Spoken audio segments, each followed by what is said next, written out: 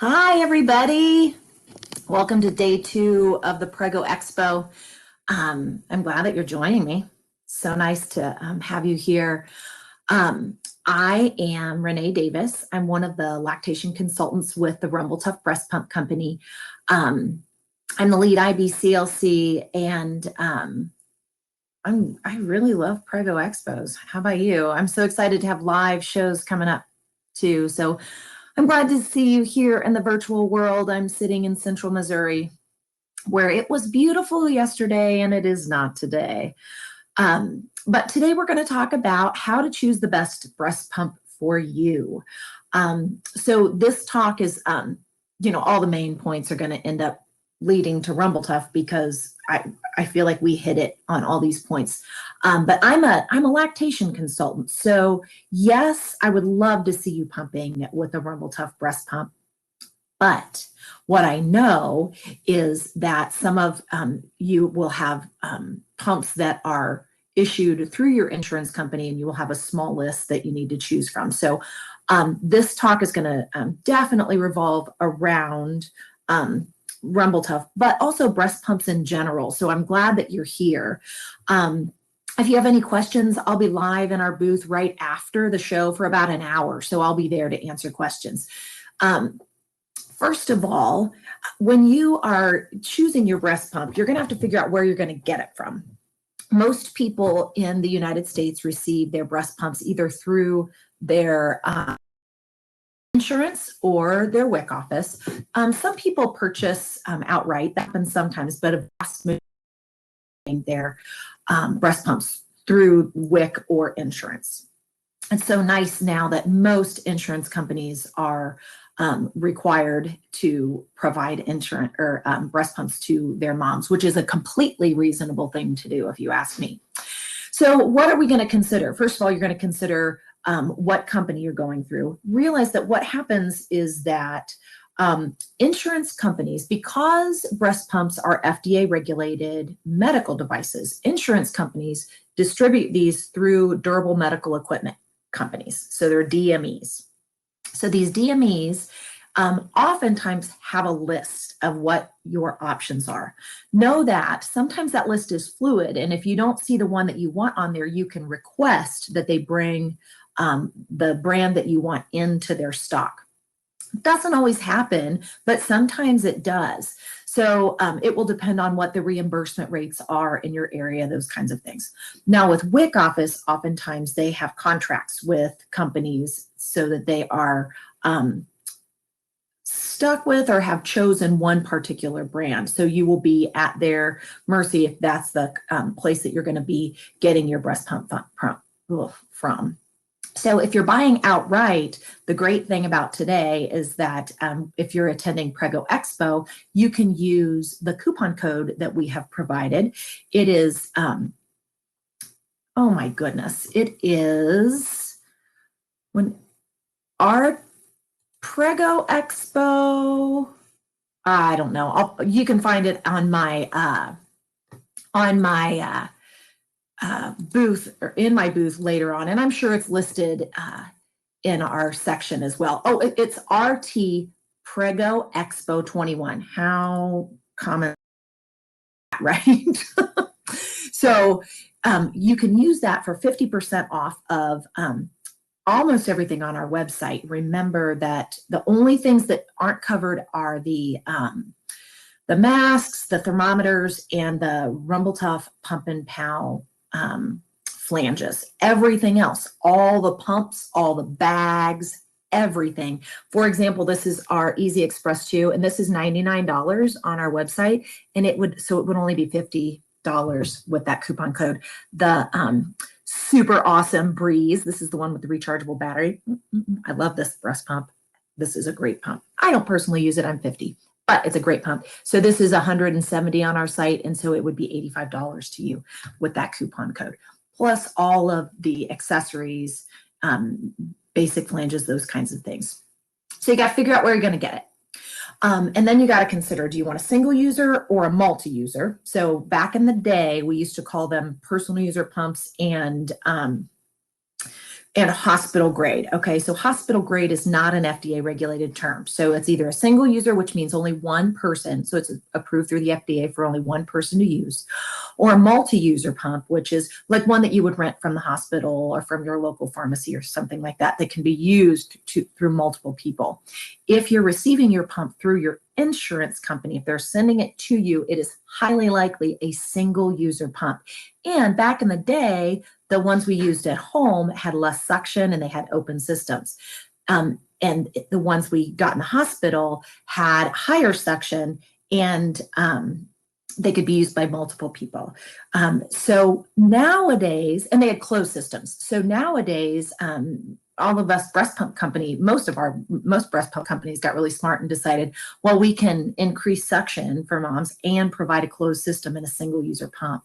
So there are plenty of single user pumps out there that can provide you an excellent pumping experience that is very, very equivalent to a rental pump or a multi-user pump. So if you're getting it through your insurance and if they're giving it to you at the WIC office, it is a single user pump. If you're renting it or your insurance company is renting it for you, or if you're borrowing or renting it from your WIC office, it's probably a multi-use, or it has to be a multi-user pump.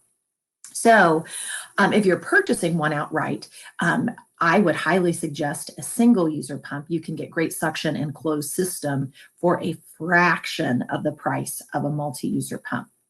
So you don't really need to pay that. You can't resell a single user pump, but if you're going to be pumping for a full year, you probably wouldn't want to do that anyway. So the next question is, do you want a manual pump or do you want an electric pump? So a manual pump is one that you would operate on your own. Okay, you're going to use your hand to cause the cycles and the suction. Okay, so it's a manual pump is a single pump. So if you're going to be working full time somewhere, it is not the greatest option usually to be pumping with a manual pump, because it takes twice as long. And because you get really, really tired if you're pumping 3 or 4 or 5 times a day with a manual pump. So an electric pump provides the opportunity to pump both breasts at the same time, can increase your prolactin level, which is important with your milk supply and breastfeeding. And you can be hands-free if you have a hands-free pumping system, or if you have a hands-free nursing and pumping bra. That way you can do other things while you're pumping, or just sit back and relax. I highly recommend sitting back and relaxing, because your stress level will affect your ability to remove milk oftentimes.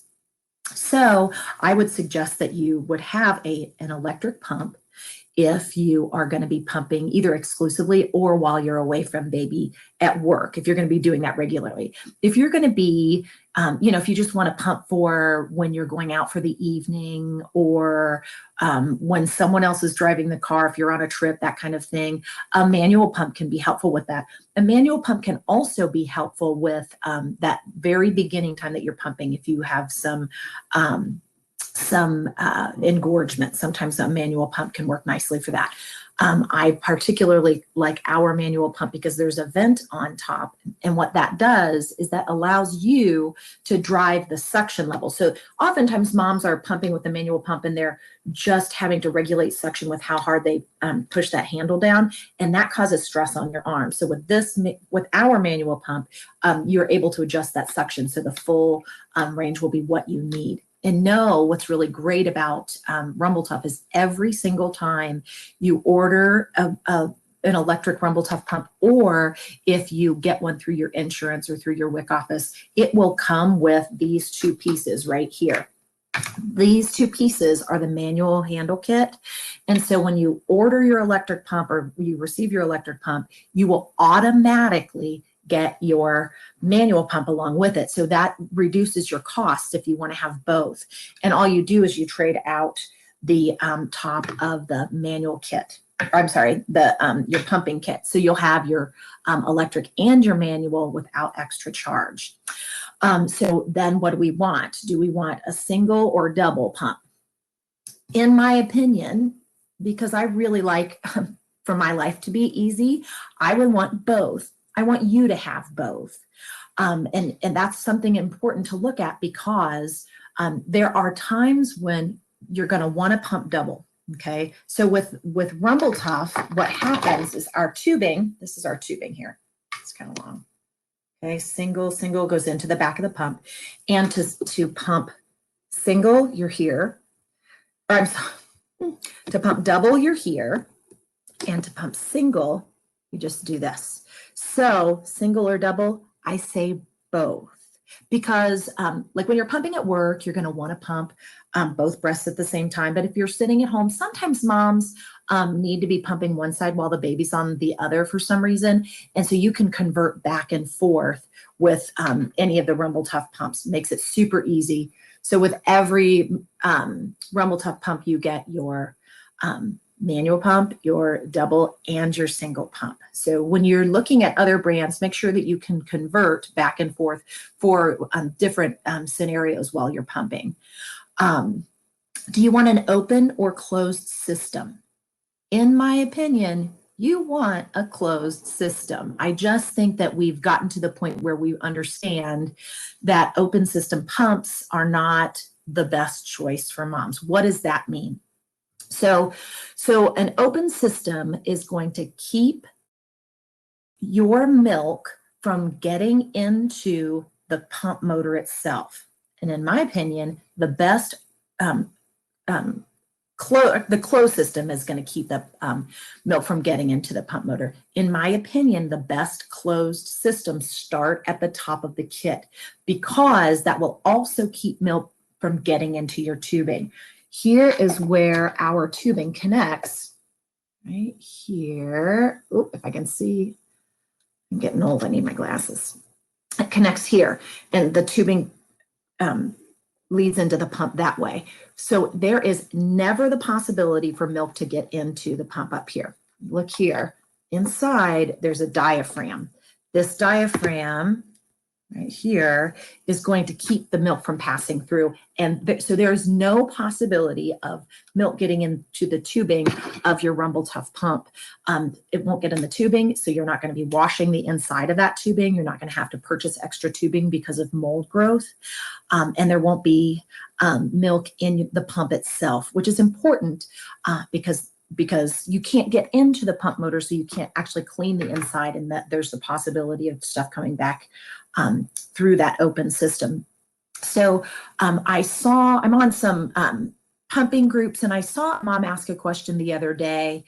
Does an open system have more suction? Does the closed system cause suction to decrease? And the answer is no, it does not cause it to decrease. It doesn't change suction levels at all. That is completely disconnected. Okay, but it does protect your tubing and your pump motor from milk contamination. And I strongly encourage you to seek out closed system pumps. And every single kit that is associated with every single user pump that Rumble Tuff offers is the same. Okay, we use so it's always the same. So if you have more than one Rumble Tuff kind of pump, you can use the same kit, so you don't have to buy pieces. And every single one of them is a closed system. We do not even make an open at all. So the other thing that kind of leads us right into suction levels. Suction is created by your pump motor, but it's also determined by your kit, and like the diameter of your tubing, the length of space between the tunnel and all of those things. And so moms require different amounts of suction. All moms are different, right? Moms need different amounts of suction. Some moms are the moms that can pump with very, very low suction levels. And that is awesome, because then tons of pumps on the market are going to be adequate for those moms. However, there are other moms that require much higher suction levels. And those moms will not be served well by a lower suction pump. So what mom are you? How much suction do you need? If you've never pumped before, there's no way to tell that until you actually start pumping. So my suggestion is to make sure that you get a pump that has a large suction range. That way you will have access to all the suction levels that you could possibly need in that one pump, so that if you do find that you're up here, you're not tripped up by having a lower suction pump. What that will do is that will just keep the pump from being able to remove your body. So Rumble Tuff a suction level between 70 mmHg and 270 mmHg. And of course, that's going to be affected by altitude some, but that's where we test them, between 70 and 270 mmHg, which is the level of what we call used to call hospital grade pumps, or the multi-user pumps oftentimes. So they cover, like I told you, I was going to talk to you about all of these different things that I think are really important from a lactation consultant perspective. But they all apply to Rumble Tuff, which is really, really awesome. But you can apply them to other pump brands. So we've got that wide suction. You will not be disappointed or left out of the suction range that you need with Rumble Tuff. The next question is, do you want a wall outlet? Your pump, do you work in an office where you sit right by your outlet and it happens, it's all the time, and you have a great place to pump at home? Or do you want one that has a rechargeable battery? Rumble Tuff has, we have several pumps, but I'm going to talk about 4 today. So we have the Easy Express and the Serene Express. These, both of these pumps plug into a wall outlet, and they can be battery operated. This is AA batteries. The thing about AA batteries, though, is that you never get as much power out of a AA battery as you do from a wall outlet. So no matter what pump you're using, you're going to see a little bit of decrease in suction with AA batteries, and you're going to run through them really quickly.